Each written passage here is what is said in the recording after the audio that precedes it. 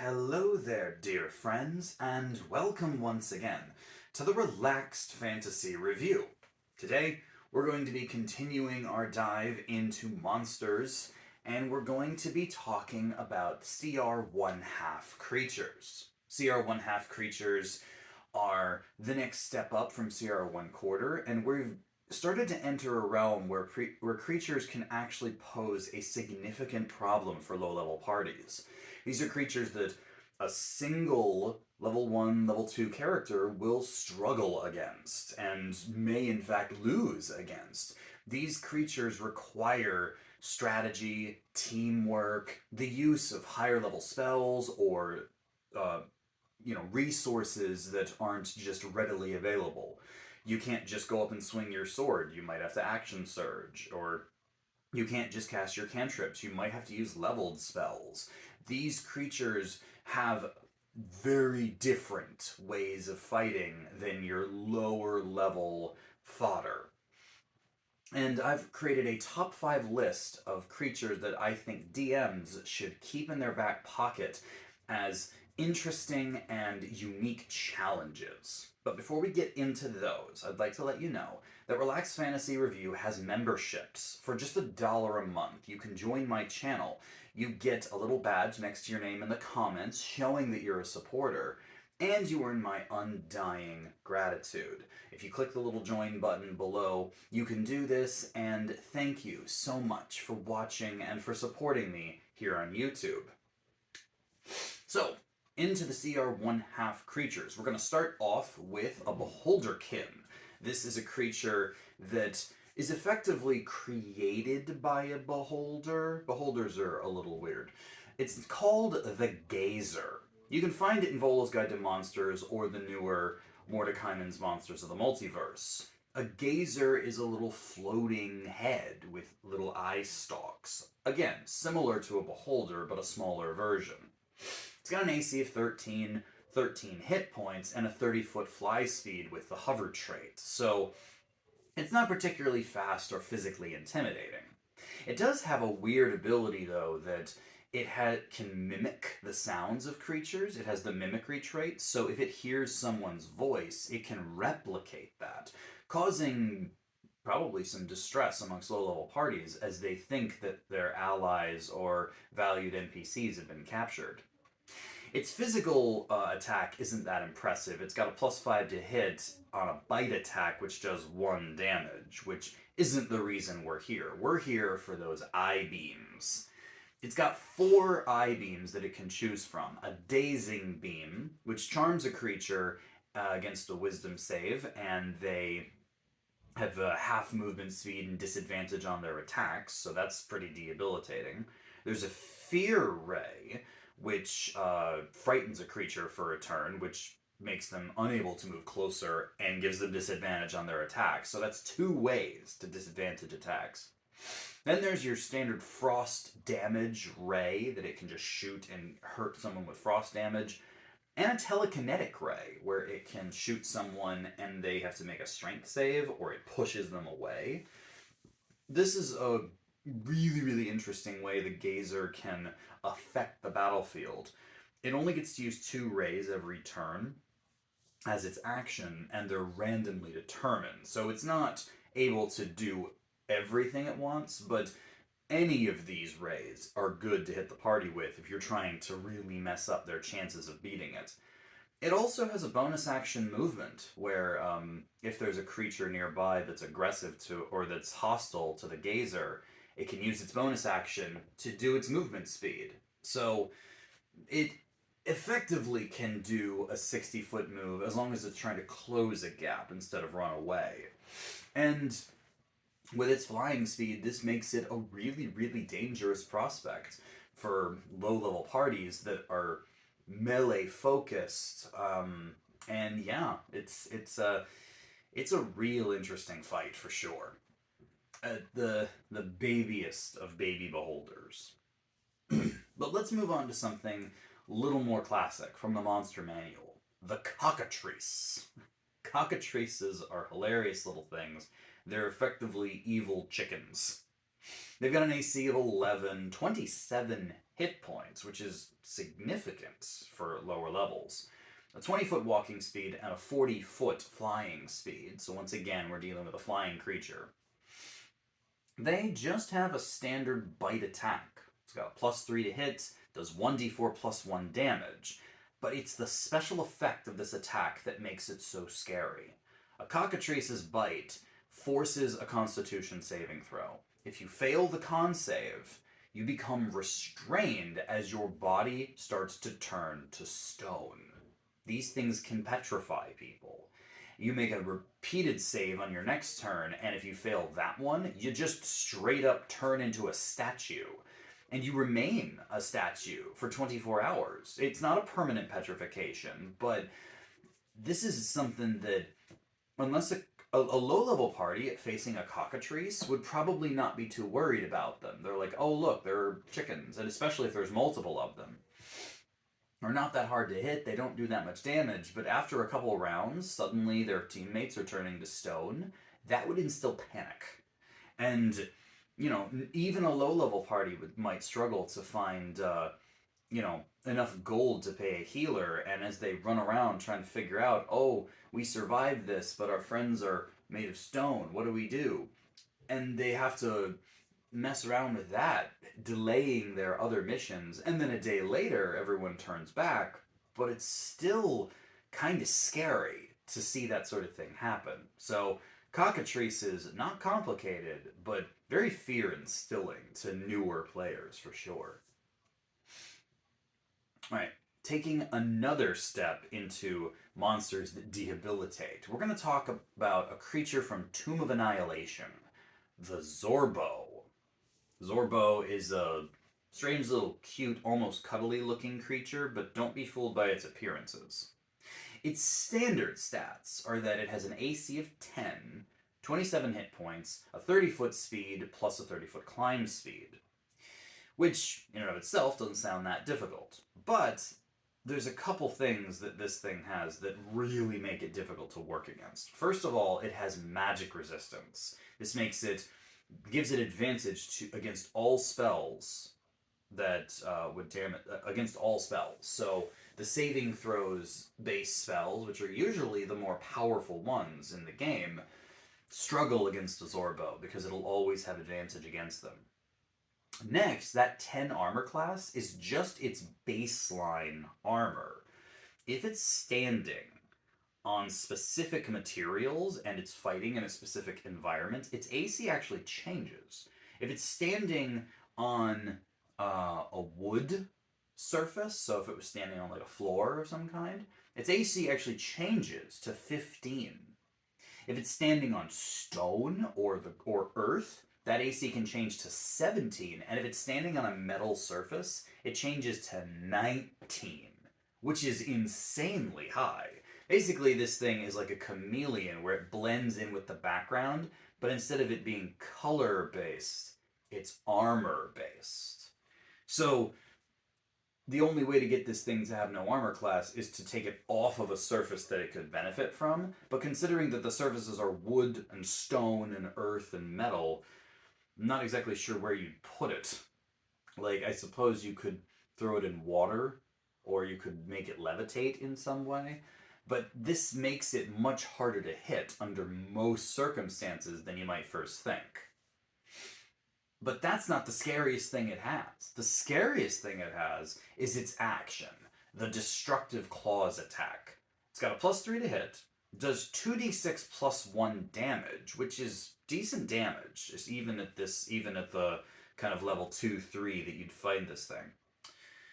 But it does more than that. You have to make a dexterity saving throw when it attacks you, and if you fail it, it deteriorates your armor, causing it to corrode and rust or break apart.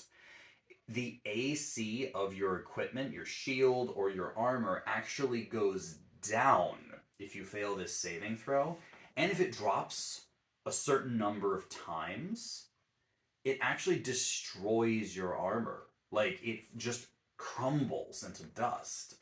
Fighting a Zorbo halfway through a dungeon when you're really getting into it, and then all of a sudden your armor class just kind of goes away, That's terrifying, especially for heavily armored combatants. A paladin or a cleric wearing their heavy armor, a fighter in their scale mail, even a barbarian wearing medium armor or carrying a shield. This can be really detrimental to them. And when you stack on top of that the magic resistance that spellcasters have to face up. So if you're a spellcaster, this thing's tough, and if you're an armor-wearing combatant, this thing's terrifying.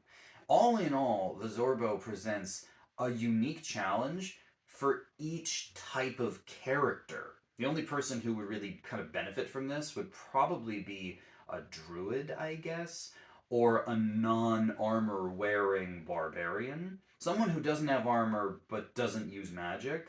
So there's very, very few people who can excel against this creature. And at low levels of play, if you don't have one of those, this would be a very scary monster to find. Let's go back to a classic pick now. The Shadow. You can find the Shadow in the monster manual, and it is exactly what it sounds like. It's a shadow. It's a living shadow.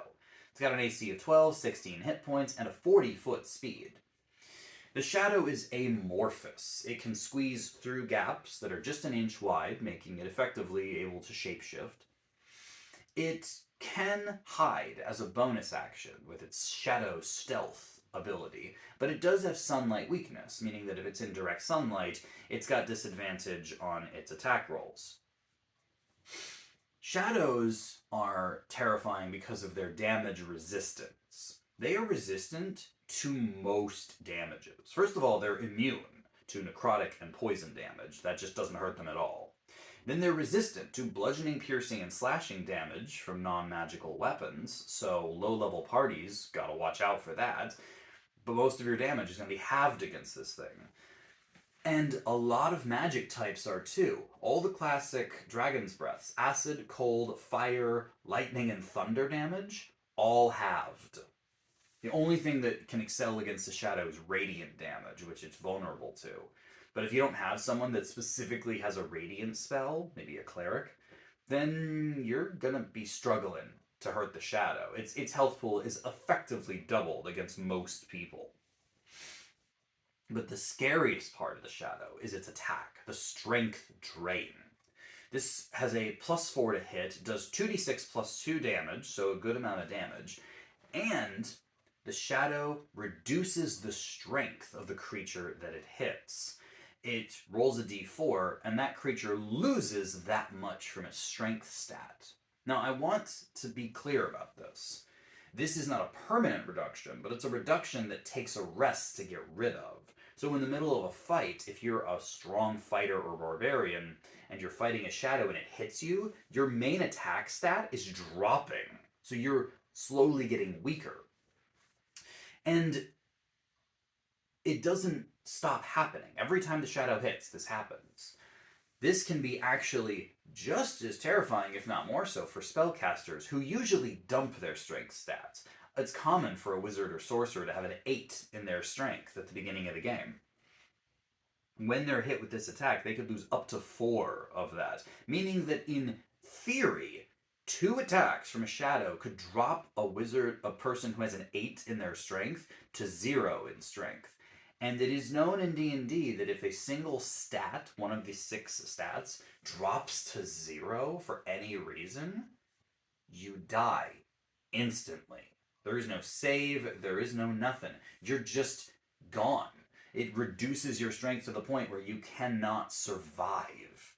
So either you're a high strength individual whose main attack is getting reduced and it's weakening your ability to fight, or you're a low strength individual and you could get killed by this thing regardless of hit point damage in just a couple attacks. That's really scary. Add into that its damage resistance, effectively doubling its hit point pool. This is a scary creature. This is the sort of thing I would throw out in a horror campaign or against a player character who's way, way above the level this recommends. This is the sort of thing that a CR-1 half recommends a level 2 or 3 party face it. And then you'd be throwing a couple of them, a couple shadows at the players, which could decimate their statistics. So, shadows, very, very scary, very intimidating. And now for the final creature on my list, the Skulk. Skulks come from Monsters of the Multiverse, and they are invisible enemies. They've got an AC of 14, 18 hit points, and a 30-foot movement speed. They've got a basic claw attack, does a +6 to hit, with 1d4 damage, plus 1d6 damage, I think it's necrotic, +4.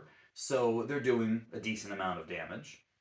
And they have something called fallible invisibility. See, this isn't the invisibility spell. This isn't invisibility that takes concentration. They're just invisible all the time. There are only 3 things that can reveal a Skulk. One is a special magical candle made of, like, the fat of a creature, of an unknown creature. So, basically, you need a special item. Or, they can be seen in reflections, so you can carry a mirror around with you. They can also be seen by children, like children under the age of 10, I think the book says, which is a weird thing to bring along with you during an adventure. So basically, bring a mirror or bring a special magic candle the DM could provide you. Otherwise, you're just fighting a permanently invisible creature. They also have the trackless feature, which means they don't leave tracks anywhere they go. And this doesn't go away when they're fighting, this doesn't go away when they attack, they can hit, they can run. It makes them really, really hard to fight for spellcasters in particular. A lot of spells say that you need to see a creature in order to use a spell on it. And with a decently strong claw attack and permanent advantage, because it gets advantage when it can't be seen.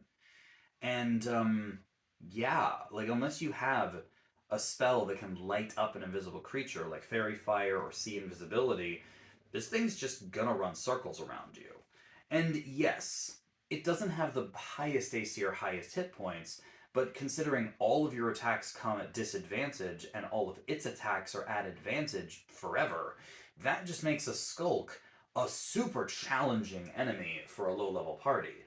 There's very few ways in the low levels of the game to fight invisible creatures, and this invisible creature doesn't need concentration or spellcasting. It just happens.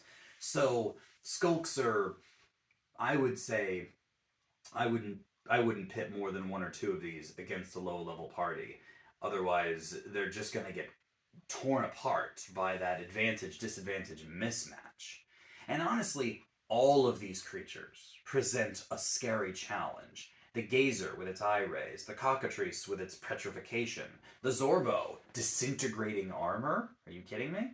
The Shadow, deraining strength, and the Skulk with permanent invisibility. These are all scary creatures that can really throw new characters and new players in for a loop. DMs, take these monsters, use with caution. This is the sort of thing that players will be scared of in the early game. And unexperienced players might be put off by fighting enemies this powerful. So, use with caution. These are some of the best creatures that a DM can throw out as a challenge for low-level parties. This has been the Relaxed Fantasy Review. If you enjoyed the video, please like and subscribe down below. Have a look for the join button down there. And keep your eyes peeled for more monster reviews coming down the line soon. Have a good one, my friends.